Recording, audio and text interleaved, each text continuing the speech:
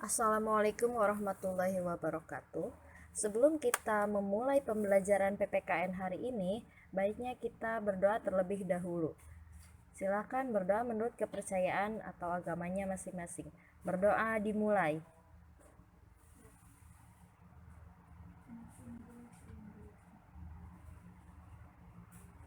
Berdoa selesai.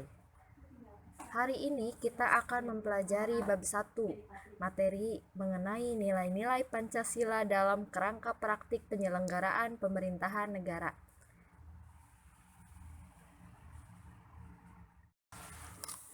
Yang pertama, kita akan mempelajari sistem pembagian kekuasaan negara Republik Indonesia. Apa itu kekuasaan? Kekuasaan sebenarnya sudah tidak asing lagi kita dengar. Artinya yaitu kemampuan seseorang untuk mempengaruhi orang lain supaya melakukan tindakan-tindakan yang dikehendaki atau diperintahkannya. Kemudian di Indonesia ini kekuasaan negara dibagi menjadi bermacam-macam. Nah, menurut ahli, yang pertama adalah John Locke.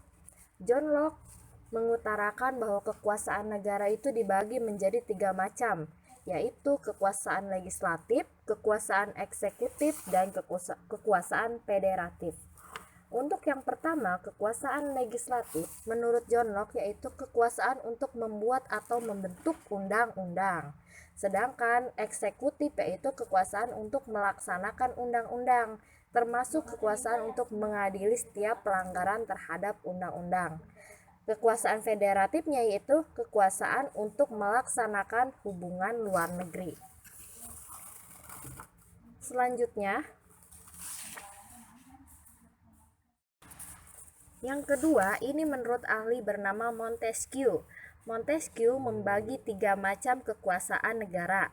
Yang pertama ada legislatif, kedua eksekutif, ketiga yudikatif. Jadi bedanya dengan John Locke, Montesquieu di sini mengganti kekuasaan federatif dengan yudikatif.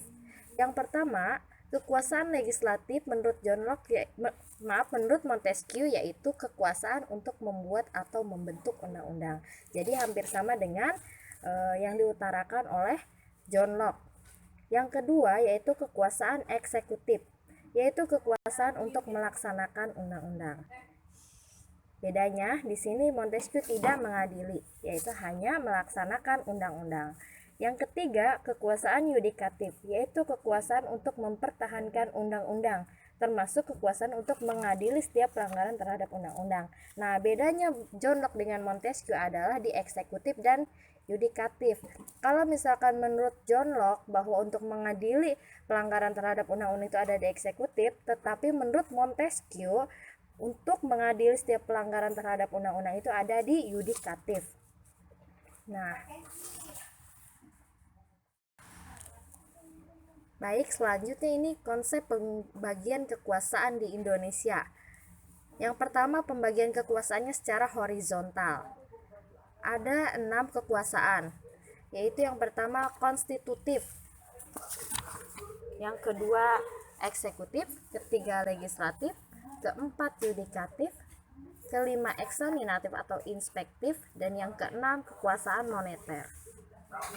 Untuk kekuasaan konstitutif, yaitu kekuasaan untuk mengubah dan menetapkan undang-undang dasar.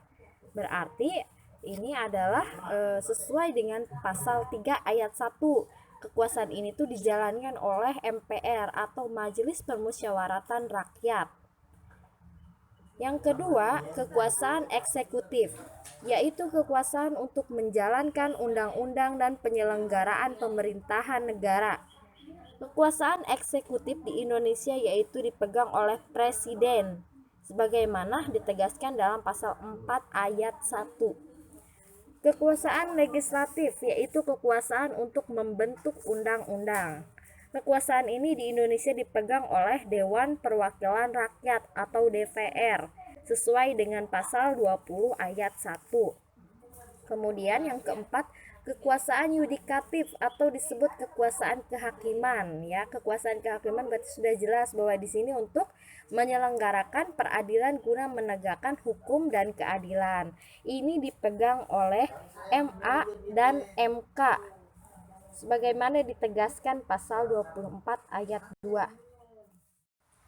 Selanjutnya yaitu kekuasaan eksaminatif atau inspektif, yaitu kekuasaan yang berhubungan dengan penyelenggaraan, pemeriksaan atas pengelolaan dan tanggung jawab tentang keuangan negara. Jadi di sini tugasnya adalah memeriksa atas pengelolaan keuangan negara.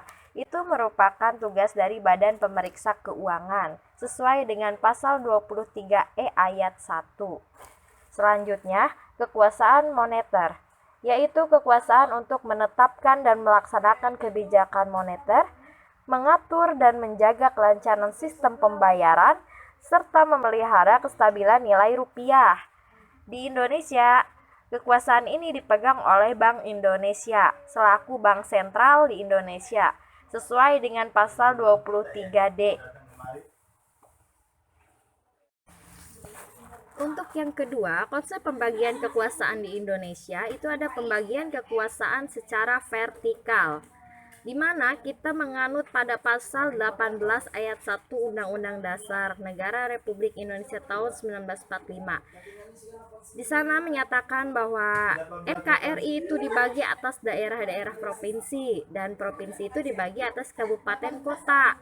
Tiap kabupaten, provinsi, dan kota itu mempunyai pemerintahan daerahnya sendiri yang diatur dalam undang-undang. Nah, berdasarkan ketentuan itu bahwa pembagian kekuasaan secara vertikal di Indonesia itu berlangsung antara pemerintah pusat dan pemerintah daerah. Ingat ya, secara vertikal berarti berlangsung antara pemerintah pusat dan pemerintah daerah.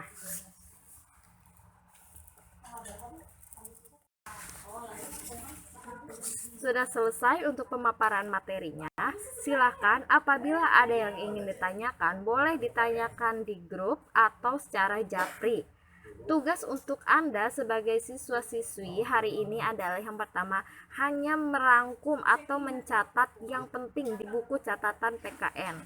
Yang dirasa penting itu dicatat. Kemudian, foto hasil rangkuman tersebut. Apabila hasil rangkumannya lebih dari satu, yang dipoto hanya yang halaman pertamanya saja. Diberi nama di atas catatannya. Misalkan nama Andi, tulis nama Andi, biar tidak di-copy oleh temannya. Yang ketiga, hasil foto tersebut di-upload ke Google Form. Sudah ada alamatnya. Silakan, hanya satu foto yang di-upload. Untuk batas pengumpulan tugasnya hari ini hanya sampai pukul 14.00. Selebihnya tidak menerima lagi tugas tersebut. Apabila ada izin atau sakit, silakan boleh japri atau ada keperluan lainnya sehingga tidak bisa mengumpulkan tugas. Terima kasih. Itu paparan dari Ibu mengenai materi hari ini. Kita akan lanjut minggu depan. Semoga kita lebih baik lagi dalam melaksanakan pembelajaran daring ini. Wassalamualaikum warahmatullahi wabarakatuh.